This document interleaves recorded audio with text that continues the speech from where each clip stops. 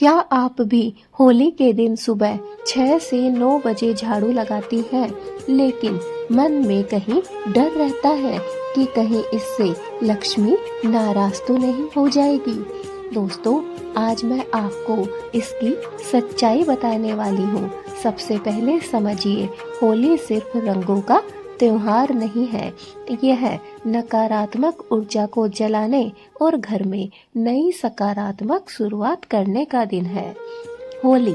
अब सवाल ये है, सुबह 6 से 9 बजे झाड़ू लगाना कैसा हो सकता है, शुभ या अशुभ? आपको क्या लगता है? दोस्तों, कमेंट में जरूर बताइएगा। अगर यह समय शुभ है तो दोस्तों यस लिखिए, और अगर आपको लगता है कि यह समय गलत है तो कमेंट में नो अवश्य लिखिए। दोस्तों, सुबह का समय क्या दर्शाता है, क्या आप जानते हैं? सुबह है 6 से 9 बजे का समय सूर्य की ऊर्जा का समय होता है। इस समय घर की सफाई करना बुरा नहीं माना गया, बल्कि कई जगह इसे शुभ ही कहा गया है। लेकिन ध्यान रखिए दोस्तों, गलती कहाँ होती है? गलती समय से नहीं, गलती होती है भावना से और तरीके से। जी हाँ दोस्तों, अगर आप झाड़ू लगाते समय मन में क्रोध रखते हैं, किसी को कोसती रहती हैं, चाहे अपने आप को या फिर किसी भी परिवार वाले, रिश्तेदार, दोस्त को, किसी को भी, और घर की गंदगी को बाहर फेंकते समय आप लापरवाही करते हैं, तो माना गया है कि इससे धन ऊर्जा भी बाहर चली जा सकती है। दोस्तों, शास्त्र क्या कहते हैं, चलिए जान लीजिए। सूर्योदय के बाद झाड़ू लगाना सामान्य रूप से ठीक है, लेकिन सूर्यास्त के बाद झाड़ू लगाने से बचना चाहिए। जी हाँ दोस्तों, चाहे होली हो, दिवाली हो या फिर कोई भी त्योहार या फिर सामान्य दिन हो, अगर आप सूर्योदय के बाद झाड़ू लगाती हैं तो वह शुभ है, सही है। लेकिन सूर्यास्त के बाद अर्थात शाम की पूजा के बाद अगर आप झाड़ू लगाती हैं तो इसे अशुभ माना गया है, और होली के दिन घर की सफाई पूजा से पहले कर लेना ही उत्तम माना गया है। जब भी आप होली की पूजा करने जाएं, उससे पहले पहले आपको अपने घर की सफाई कर लेना है। दोस्तों, क्या आप जानते हैं माँ लक्ष्मी का संबंध सफाई से क्यों है? दोस्तों, कहा जाता है कि माँ लक्ष्मी स्वच्छ और शांत घर में ही प्रवेश करती हैं। इसलिए अगर आप सुबह 6 से 9 बजे के बीच झाड़ू लगा लेती हैं और अपने घर को साफ सुथरा कर लेती हैं, सुगंधित कर देती हैं और सकारात्मक रखती हैं, तो यह अशुभ नहीं है, बल्कि यह तो बहुत ही शुभ संकेत है। चलिए अब बात कर लेते हैं आपको कौन कौन सी सावधानियां रखनी चाहिए। झाड़ू लगाते समय दरवाजा खुला रखें। जी हाँ दोस्तों, इस बात का आपको हमेशा ध्यान रखना चाहिए। कूड़ा तुरंत घर से बाहर निकाल दें। झाड़ू से पहले फर्श पर गंगा जल या हल्दी मिला हुआ पानी जरूर छिड़क दें। झाड़ू को पैर से कभी भी भूल कर भी नहीं छुएं। याद रखिए, होली पर असली अशुभ क्या है? झाड़ू लगाना नहीं, बल्कि मन में मैल रखना।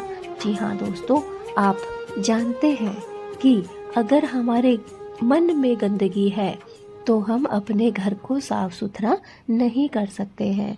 सबसे पहले करना क्या है, हमें अपने मन को शुद्ध करना है, अपनी आत्मा को शुद्ध करना है, अपने भीतर से हमें शुद्ध करना है। उसके बाद ही हम कुछ भी शुभ अशुभ कार्य कर सकती हैं। झाड़ू का बस एक छोटा सा नियम है दोस्तों, कि झाड़ू को कभी भी सूर्यास्त के बाद नहीं लगानी चाहिए। आप सूर्योदय के बाद झाड़ू लगा सकती हैं, यह शुभ होता है। लेकिन सूर्यास्त के बाद शाम को पूजा के बाद हमें झाड़ू भूलकर भी नहीं लगानी चाहिए। अगर हमारा मन साफ है तो हमारा घर अपने आप ही साफ हो जाता है। तो होली आपके जीवन में सुख, धन और शांति जरूर लेकर आएगी। अगर आपका मन साफ है, आपकी आत्मा साफ और सुंदर है, भगवान के प्रति आपके मन में विश्वास है, तो दोस्तों यकीन मानिए यह होली आपके जीवन को नए नए रंगों से भरने जरूर आई है और आपके जीवन को नए रंगों से अवश्य भरेगी। बस आपको सुख, धन और शांति अवश्य मिलेगा। आपको करना क्या है, सुखी से, अच्छे तरीके से, सकारात्मक विचारों के साथ पूजन करना है। घर में साफ सफाई का विशेष ध्यान रखना है। दोस्तों इस होली घर की धूल के साथ अपने मन का बोझ भी साफ कर दीजिए, घर से बाहर निकाल दीजिए। हम सब जानते हैं कि झाड़ू का क्या काम है।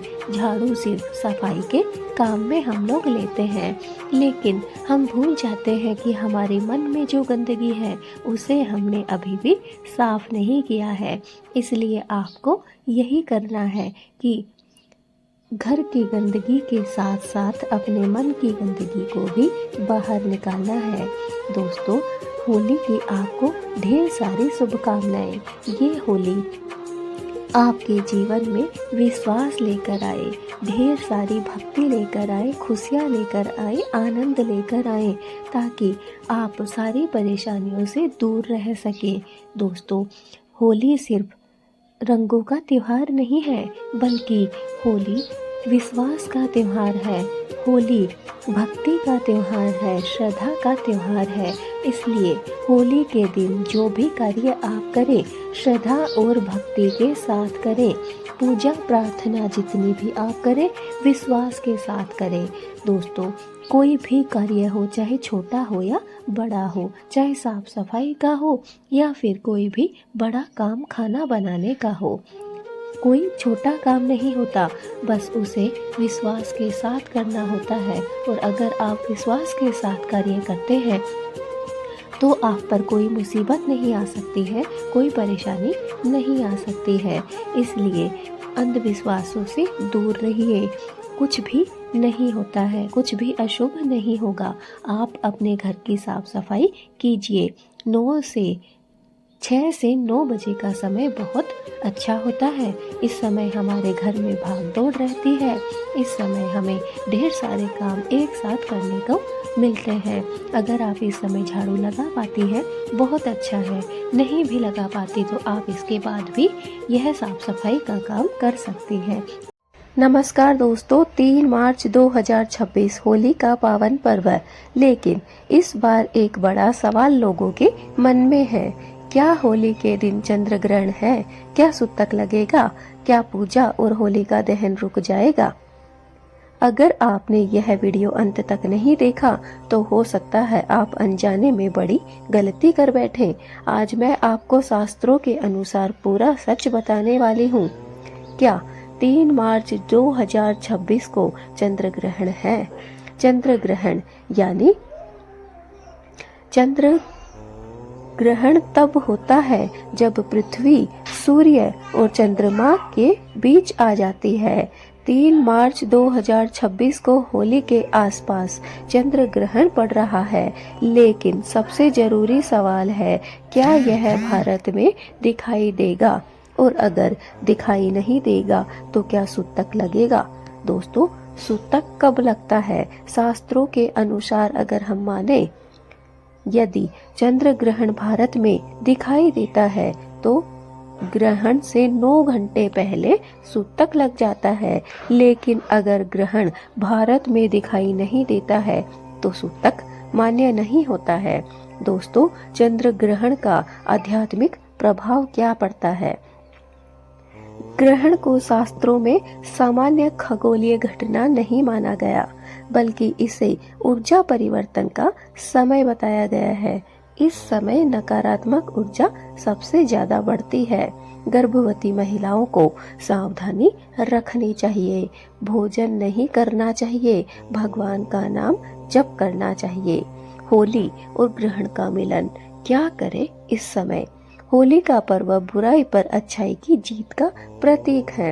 होलिका दहन, अग्नि के सामने बैठकर हम अपनी बुरी आदतें जलाते हैं।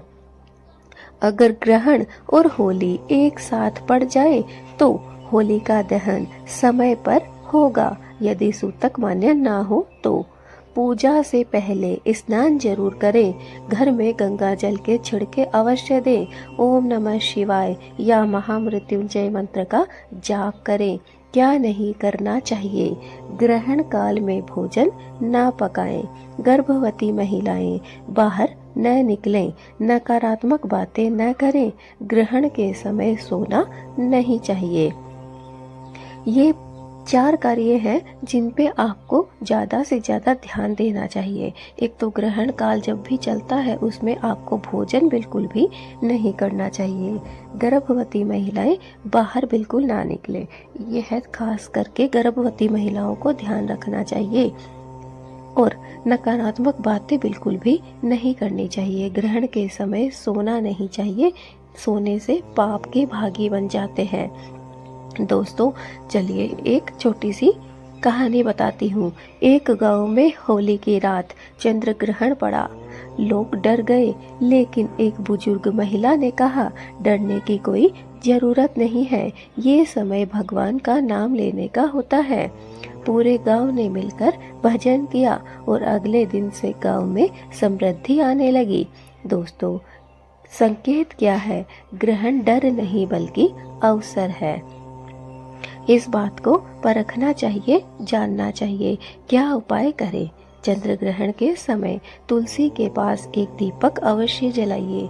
गायत्री मंत्र का 108 बार जाप करें या फिर अपने घर में जलाकर रख दें। चंद्र समाप्ति, जो ग्रहण हुआ है उसकी समाप्ति के बाद स्नान अवश्य करें और दान दें। विशेषकर अनाज का दान हमें देना चाहिए। तो दोस्तों ये 4 कार्य हैं जो आपको ग्रहण के बाद अवश्य ही करने चाहिए। दोस्तों अगर ग्रहण हो या फिर होली, सब भगवान की ही लीला है। डरिए मत, सावधानी रखिए और नाम जप कीजिए। क्या आप जानते हैं होली के दिन अगर आपने एक छोटी सी गलती कर दी तो माता लक्ष्मी रूठ सकती है, और एक छोटा सा नियम अपना लिया तो पूरे साल घर में सुख समृद्धि बनी रह सकती है। दोस्तों आज मैं आपको बतलाऊंगी होली पूजन का सही समय, झाड़ू कब लगानी चाहिए और बाल धोने का क्या है असली रहस्य। वीडियो को अंत तक जरूर देखिएगा, क्योंकि आखिर में एक ऐसी कथा है जो आपकी सोच बदल सकती है, और जब आपकी सोच बदल सकती है तो आपके जीवन को परिवर्तित होने से कोई भी नहीं रोक सकता है। दोस्तों होली सिर्फ रंगों का ही त्योहार नहीं है, यह बुराई पर अच्छाई की जीत का प्रतीक भी है। जब होलिका अग्नि में बैठी थी और प्रहलाद भक्त भगवान का नाम जप रहे थे तो अग्नि ने भक्त को नहीं जलाया बल्कि अहंकार को जला दिया। इसलिए होली की अग्नि में हम अपने दुख, कष्ट और नकारात्मकता को समर्पित करते हैं। दोस्तों होली पूजन की सही विधि अगर आप नहीं जानते हैं तो सुन लीजिए। होलिका दहन की रात सबसे पहले स्नान अवश्य करें और साफ सुथरे वस्त्र पहने। रोली, चावल, हल्दी, नारियल, गुड़ और जल लेकर जहाँ पर भी होलिका बनाई हुई है वहाँ पर लेकर जाएं। अग्नि की 7 परिक्रमा अवश्य करें। जहाँ पर अग्नि जलाई जा रही है, होलिका दहन हो रहा है, वहाँ पर 7 चक्कर आपको अवश्य लगाने चाहिए। और मन ही मन में जब आप चक्कर लगा रहे हैं, परिक्रमा कर रहे हैं, तो भगवान से कहिए, हे प्रभु मेरे जीवन की नकारात्मकता को इस अग्नि में जला दीजिए। ध्यान रखिए होलिका दहन के बाद घर आते समय पीछे मुड़कर आपको नहीं देखना है, चाहे आपको कोई भी कितना भी खास आपका इंसान क्यों ना पुकार रहा हो। जब आप परिक्रमा कर लेते हैं उसके बाद आपको अपनी मनोकामना कहनी है और सीधे अपने घर आ जाना है। दोस्तों, होली के दिन झाड़ू लगाने के भी कुछ नियम है, कुछ रहस्य है, चलिए उन्हें भी जान लेते हैं। अब सबसे बड़ा सवाल, क्या होली के दिन झाड़ू लगाना चाहिए? जवाब है हाँ, लेकिन समय का ध्यान अवश्य रखें। झाड़ू सूर्योदय से पहले या सुबह 8 बजे तक लगा लेनी है। दोपहर या शाम को झाड़ू आपको भूलकर भी नहीं लगानी है, क्योंकि मान्यता है होली के दिन घर में माता लक्ष्मी का आगमन होता है। अगर आप शाम को झाड़ू लगाते हैं तो समृद्धि आपके घर से बाहर चली जाती है। इस बात का आपको खासकर ध्यान रखना है। चलिए अब जान लेते हैं होली के दिन बाल धोने के क्या नियम हैं। तो दोस्तों, अब बात करते हैं बाल धोने की। होलिका दहन की रात या फिर रंग वाली होली से पहले स्नान करना बहुत ही शुभ माना जाता है, लेकिन होली खेलने के बाद शाम के समय बाल धोना टालना है। क्यों? क्योंकि मान्यता है कि उस समय शरीर में थकान और नकारात्मक ऊर्जा सबसे अधिक होती है। सुबह स्नान करना शुद्धिकरण का प्रतीक है, इसलिए शाम के समय आपको बाल नहीं धोने हैं। इस बात का आपको खासकर ध्यान रखना है। चलिए मैं आपको एक छोटी सी कथा बताती हूँ। एक गांव में एक महिला रहती थी। हर साल होली के दिन वह शाम को झाड़ू लगाया करती थी और कहती थी साफ सफाई अच्छी बात है। लेकिन दोस्तों, धीरे धीरे उसके घर में आर्थिक संकट आने लगा। हर होली के दिन, हर साल वह ऐसे ही परेशानी उसके जीवन में ज़्यादा बढ़ने लगी, क्योंकि वह शाम के समय झाड़ू लगाया करती थी। एक वृद्ध साधु उसके घर में आया और उससे टकराया। जब उसने उसे सारी बात बताई तो वृद्ध साधु ने उस महिला को कहा, बेटी, नियम का समय बहुत महत्वपूर्ण होता है। और यह बात उस महिला को समझ आ गई। दोस्तों, साफ सफाई रखना बहुत अच्छी बात है। साफ सफाई में ही माँ लक्ष्मी निवास करती है और सुख शांति भी साफ सफाई में ही आती है। लेकिन कुछ नियम ऐसे होते हैं जिन्हें हमें अपने जीवन में लागू करना होता है। ये नहीं होता कि कभी भी खा लिया, कभी भी नहा लिया, कभी भी सो गए। नहीं दोस्तों, यह जीवन नहीं है। जीवन में अगर आप शांति चाहते हैं, सकारात्मकता चाहते हैं, तो आपको नियम से जिंदगी जीना होगा। अगले ही वर्ष दोस्तों उसने सुबह झाड़ू लगाना प्रारंभ कर दिया, होलिका पूजन किया और पूरे श्रद्धा से प्रार्थना की। कहते हैं उसी साल से उसके घर में सुख समृद्धि आने लग गई। तो दोस्तों, ये सिर्फ एक कथा नहीं है, एक कहानी नहीं है, बल्कि एक सच्चाई है कि अगर आप सुख शांति चाहते हैं, अपने घर में सकारात्मकता चाहते हैं, तो आपको कुछ नियम होते हैं जीवन जीने के, उन्हें जरूर अपनाना पड़ता है। इसलिए जब भी होलिका दहन करें, आपको उसके बाद भूल कर भी झाड़ू नहीं लगानी है, ना ही बाल धोने हैं। अगर आपको ये कार्य करने हैं तो आप सुबह सूर्योदय के बाद कर सकते हैं, लेकिन रात के समय या शाम के समय आपको इन कार्यों को करने से बचना चाहिए, और विशेषकर होली वाले दिन। तो दोस्तों, होली सिर्फ रंगों का त्योहार नहीं है, यह जीवन को बदलने का एक नया अवसर है, एक नया समय है। अगर आप चाहें तो अपने जीवन को बदल सकते हैं, अपने जीवन को एक नया मौका दे सकते हैं। अगर आपने आज ये 3 नियम अपना लिए, सही विधि से पूजन करना। जी हाँ दोस्तों, मैंने जो जो सामग्री बताई है, जिस तरीके से होलिका की पूजा करना बताया है, अगर आप उस तरीके से करते हैं तो आपके जीवन से सारी परेशानियां खत्म हो जाएगी। इसलिए आज इन 3 नियमों को आपको ज़रूर सीखना है। सही तरीके से, सही विधि से पूजन, सही समय पर झाड़ू। जी हाँ दोस्तों, सुबह सुबह का समय पवित्र होता है। उस समय अगर आप साफ सफाई करना चाहें तो कर सकते हैं, लेकिन दोपहर में या शाम के समय हमें साफ सफाई का कार्य नहीं करना है। और सही समय पर स्नान। जी हाँ दोस्तों, स्नान प्रक्रिया भी बहुत महत्वपूर्ण होती है। बहुत से लोगों को आपने देखा होगा कि 12 बजे के बाद नहा रहे हैं, रात को नहा रहे हैं, शाम को नहा रहे हैं। ये बहुत गलत बात है। अगर आप स्नान करना चाहते हैं तो आप सुबह सुबह कर सकते हैं, लेकिन गलत समय पर स्नान करना गलत चीज़ें सिखाता है। नकारात्मकता तो आती ही आती है, बल्कि आपके शरीर में अनेकों बीमारियां भी बढ़ जाती है। इसलिए ध्यान रखिए, आपको पूजन करना है सही विधि से, झाड़ू लगानी है सही समय पर और स्नान करना है बिल्कुल करेक्ट और सही समय पर। तो यकीन मानिए दोस्तों, आपके जीवन की नकारात्मकता जल जाएगी और समृद्धि के रंग कभी आपके जीवन में फीके नहीं पड़ेंगे।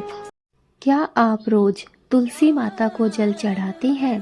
क्या आपने कभी सोचा है कि कुछ विशेष परिस्थितियों में तुलसी जी को जल चढ़ाना वर्जित क्यों माना गया है?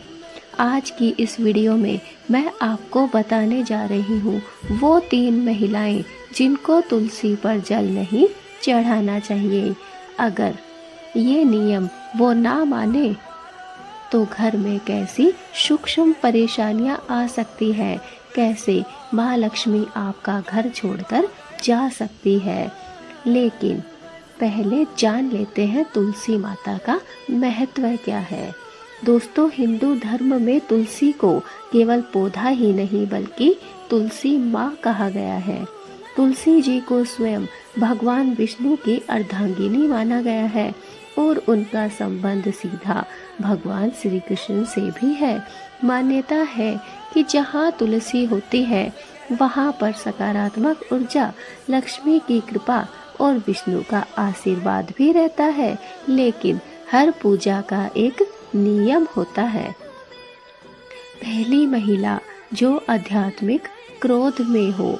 अगर किसी महिला के मन में उस समय अत्यधिक क्रोध हो, द्वेष हो या फिर नकारात्मक भाव हो तो उसे तुरंत तुलसी पर जल नहीं चढ़ाना चाहिए।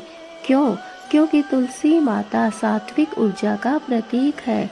क्रोध की स्थिति में हमारा आभा मंडल अशांत होता है। ऐसे में पहले शांत हो, फिर स्नान कर साफ वस्त्र पहनकर तुलसी जी को जल अर्पित करें। तो अब आप समझ गए होंगे कि अगर जो भी महिला या फिर पुरुष भी अगर गुस्से में है, क्रोध में है, द्वेष में है या फिर उसके मन में नकारात्मक भाव, नकारात्मक विचार चल रहे हैं तो उसे कभी भी तुलसी को जल अर्पित नहीं करना चाहिए।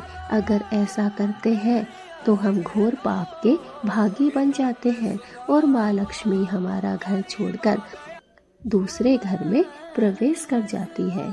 दूसरी महिला मासिक धर्म के दौरान। दोस्तों, शास्त्रों में कहा गया है कि मासिक धर्म के समय स्त्री को विश्राम करना चाहिए। यह अशुद्धि नहीं, शरीर की प्राकृतिक प्रक्रिया है दोस्तों। लेकिन इस दौरान तुलसी को स्पर्श करने या जल चढ़ाने से हमें बचना चाहिए। आप दूर से ही माँ तुलसी को हाथ जोड़कर प्रणाम कर सकती हैं। भगवान सिर्फ भाव देखते हैं, ना कि स्पर्श। मैं मानती हूँ कि आज के आधुनिक युग में, विज्ञान के युग में इस चीज को, मासिक धर्म को गलत नहीं माना जाता है, अशुद्ध नहीं माना जाता है और इसमें कुछ भी अशुद्ध नहीं होता है। लेकिन दोस्तों, इस समय फिर भी अगर हम माने तो इस समय हमें तुलसी को स्पर्श नहीं करना चाहिए। इसका मतलब हमें जल नहीं चढ़ाना चाहिए। अगर आप चाहें तो माँ तुलसी को प्रणाम कर सकती हैं, पूजा प्रार्थना उनकी हाथ जोड़कर मन से कर सकती हैं। और वैसे भी दोस्तों, भगवान भाव के भूखे होते हैं, ना कि स्पर्श और दिखावे के। तीसरी महिला जिसने व्रत तोड़ा हो या असत्य बोला हो, अगर किसी दिन आपने झूठ बोला हो, किसी का दिल दुखाया हो या व्रत का पालन सही तरीके से ना किया हो, तो उस दिन तुलसी जी के सामने पहले क्षमा मांगे, फिर अगले दिन शुद्ध मन से जल अर्पित करे। तुलसी माता करुणामयी है, लेकिन भाव सच्चे देखती है। तो दोस्तों, ये 3 बड़ी गलतियां हैं जो आपको करने से बचना है। दोस्तों, एक गांव में एक महिला रोज तुलसी को जल अर्पित किया करती थी, लेकिन एक दिन वह बहुत ही क्रोधित होकर जल चढ़ाने लगी। कुछ ही दिनों में घर में छोटी छोटी परेशानियां शुरू हो गई। एक साधु ने कहा, पहले मन को शांत करो, फिर पूजा करो। उसने ऐसा ही किया और उसके घर में फिर से शांति लौट आई। दोस्तों, तुलसी पूजा के कुछ नियम होते हैं जिन्हें जानना आवश्यक होता है। अगर आप जानते हैं तो कमेंट में हाँ जरूर लिखिए। अगर आप नहीं जानते हैं तो जय माँ तुलसी कमेंट में अवश्य लिखें। सूर्योदय के बाद जल चढ़ाएं। जी हाँ दोस्तों, जैसे ही सूर्योदय हो जाए उसके बाद ही हमें तुलसी में जल चढ़ाना चाहिए। रविवार और एकादशी को तुलसी में जल हमें भूलकर भी नहीं चढ़ाना चाहिए। शाम के समय या शाम के बाद तुलसी को स्पर्श करना भी पाप माना जाता है। तुलसी पर कच्चा दूध सीधे हमें कभी भी नहीं चढ़ाना चाहिए। तो दोस्तों, ये 4 बातें हैं जिन्हें जानना आवश्यक है। तो भक्तों, तुलसी माता प्रेम और पवित्रता की प्रतीक है। पूजा नियम से ज़्यादा भाव की होती है, लेकिन भाव भी शांत और सच्चा होना चाहिए। अगर आप रोज तुलसी को जल चढ़ाती हैं तो कमेंट में जय तुलसी माता अवश्य लिखिए। और दोस्तों, अगर आपको यह वीडियो पसंद आया है तो इसे लाइक ज़रूर करिए और इसे जितना ज़्यादा हो सके शेयर कर दीजिए। और हमारे चैनल को सब्सक्राइब करना भी बिल्कुल ना भूलें, क्योंकि दोस्तों हम हमारे चैनल पर वास्तु से संबंधित, पूजा पाठ से संबंधित, ईश्वर से, भगवान से संबंधित ऐसी ही रोज़ नई नई वीडियो लेकर आते हैं। तो दोस्तों, ये कुछ नियम होते हैं जिन्हें हमें अपने जीवन में निभाना आवश्यक होता है।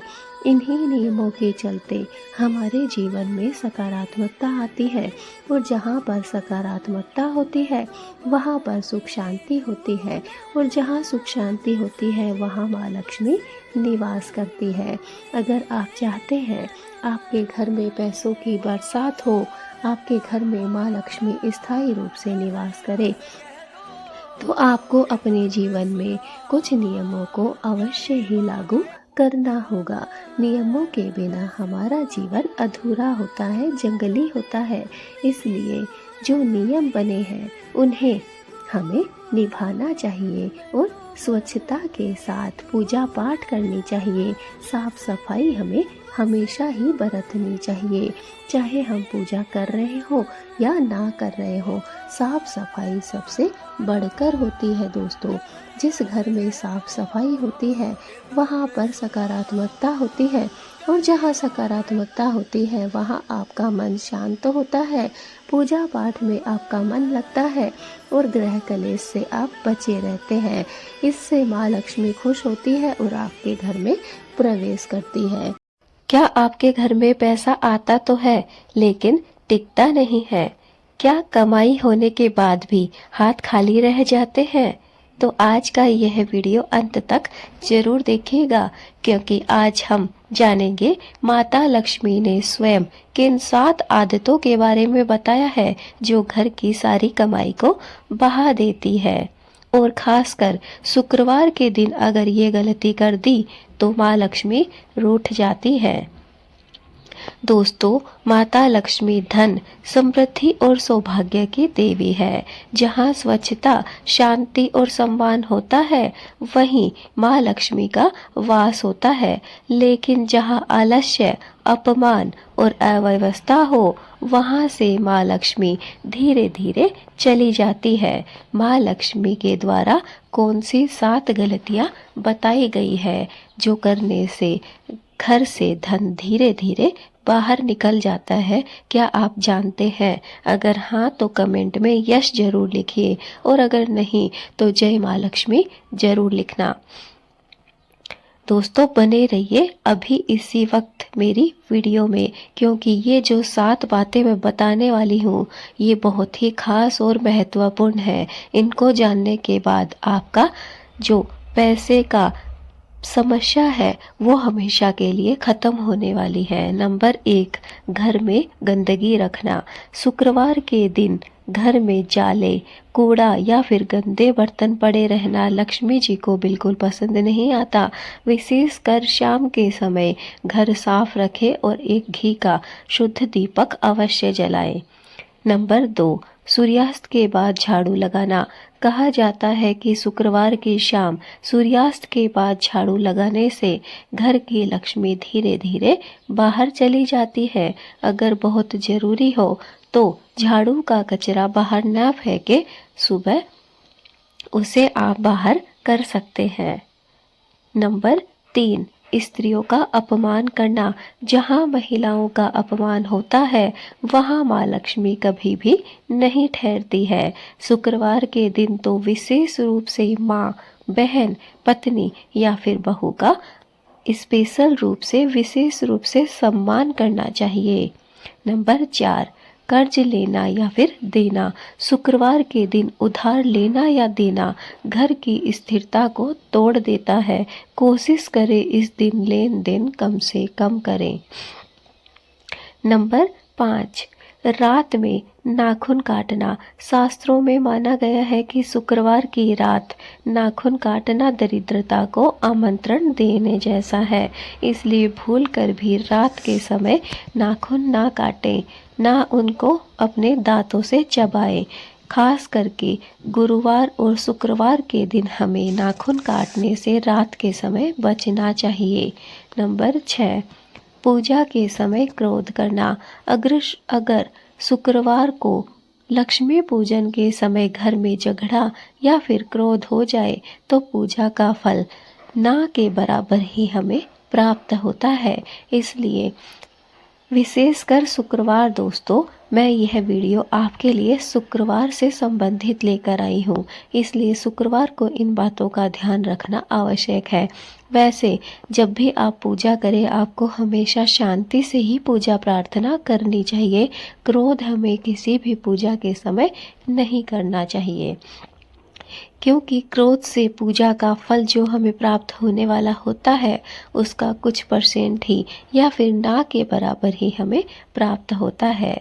नंबर 7, दीपक न जलाना। शुक्रवार की शाम मुख्य द्वार पर एक शुद्ध घी का दीपक अवश्य जलाना चाहिए।